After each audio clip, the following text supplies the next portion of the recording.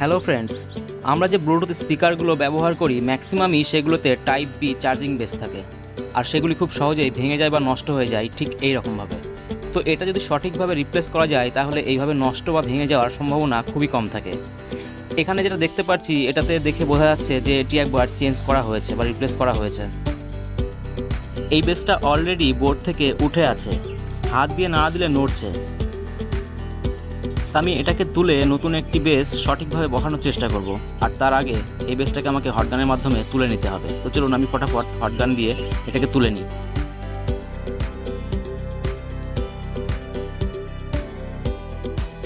তো আমার বেসটা তোলা সম্পূর্ণ কমপ্লিট। এবার একটি ডিসোল্ডারিং উইকের সাহায্যে বোর্ডের সঙ্গে লেগে থাকা যে সোল্ডারিং ওয়্যার ছিল সেগুলোকে ভালো করে তুলে নিতে হবে, যাতে করে নতুন যে কানেক্টরটি আমি এখানে বসাবো সেটা যেন সার্কিটের সঙ্গে খুব ভালোভাবে বসতে পারে।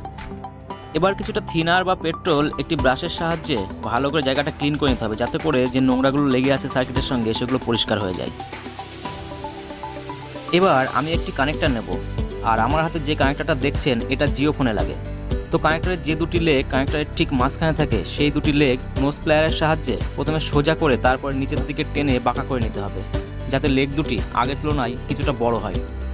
দেখুন আমি একটি লেগ বড় করে দেখানোর চেষ্টা করছি, ঠিক একইভাবে অপরটিও বড় করে নিতে হবে। আমি একটু দেখানোর চেষ্টা করছি ভিডিওতে, ঠিক এই রকমভাবে।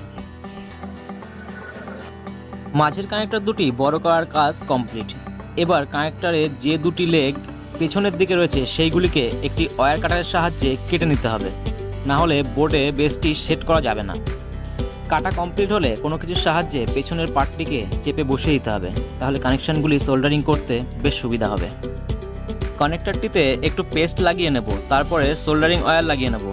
সোল্ডারিং ওয়্যার বেসের নিচের অংশে যেখানে জয়েন্ট থাকে সেখানেও লাগিয়ে নিতে হবে, তাহলে এটা কখনো বোর্ড থেকে আর ফাঁকা হয়ে উঠে যাওয়ার ভয় থাকবে না, বা এই রকম রূপ সেটা আর কখনো দেখা যাবে না।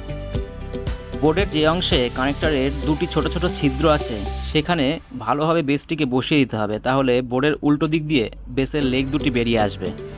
ঠিক এরকমভাবে যদি এইখানটায় বেসটিকে বসিয়ে দেওয়া হয়, ওই ছিদ্র দিয়ে লেগ দুটি বেরিয়ে উল্টো দিকে দেখা যাবে। এবং যখনই আপনি বোর্ডটিকে উল্টাবেন তখন উল্টে এখানে কোনো কিছুর সাহায্যে এই লেগ দুটিকে বোর্ডের সঙ্গে মুড়ে দিতে হবে। দেখুন এখানে খুব ভালোভাবে বোর্ডের উল্টো দিক দিয়ে লেগ দুটি বেরিয়ে আছে। এবারে আমি একটি টেস্টারের সাহায্যে লেগ দুটিকে ভালো করে মুড়িয়ে বোর্ডের সঙ্গে সেটে দেবো। গাইজ দেখুন কোনো রকম সোল্ডারিং ছাড়াই বেসটি বোর্ডের সঙ্গে কত সুন্দর আটকে রয়েছে। এখন কোনো কিছু দিয়ে নাড়া দিলেও বেসটি বোর্ড থেকে আর কোনোভাবেই আলাদা হবে না। এবার ওই লেগ দুটিতে একটু পেস্ট লাগিয়ে বেশ ভালো করে সোল্ডারিং ওয়্যার লাগিয়ে নিতে হবে। তাহলে ফ্রেন্ডস আর দেরি না করে অপর প্রান্তে যে সোল্ডারের কাজ বাকি আছে সেটা আমরা ঝটপট করে ফেলি। তো গাইজ দেখতেই পাচ্ছেন আমাদের এই পাশে সোল্ডারিংয়ের কাজ কমপ্লিট। এবারে বোর্ডের অপর প্রান্তে যে 5টি কানেকশান রয়েছে সেই 5টি কানেকশান সহ বেসের দুই পাশে একটু সোল্ডার করে নিতে হবে। তাহলে ফ্রেন্ডস সোল্ডারিংয়ের কাজটা ঝটপট কমপ্লিট করে নেওয়া যাক। তারপর আমরা একটা চার্জিং কানেক্ট করে দেখব আমাদের সার্কিটটি ঠিকঠাক কাজ করে কিনা।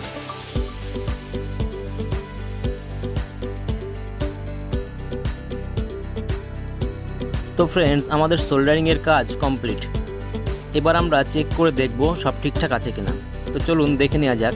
আমরা একটি মোবাইল চার্জার কানেক্ট করব, চার্জার কানেক্ট করে দেখব যে চার্জিং কানেক্ট করলে যে রেড এলইডিটি গ্লো করার কথা সেটা করছে কিনা। দেখতেই পাচ্ছেন রেড এলইডিটা গ্লো করছে ঠিকভাবে। তো ফ্রেন্ডস আমাদের এই পদ্ধতিটি কেমন লাগলো সেটা কমেন্ট বক্সে অবশ্যই জানাতে পারেন, আর ভিডিওটি যদি ভালো লাগে একটি লাইক দেবেন। আমাদের চ্যানেলে যদি নতুন হয়ে থাকেন তাহলে অবশ্যই চ্যানেলটি সাবস্ক্রাইব করবেন এই ধরনের নতুন নতুন ভিডিও দেখতে। আর আপনাদের সকলকে অসংখ্য অসংখ্য ধন্যবাদ এতক্ষণ সঙ্গে থাকার জন্য।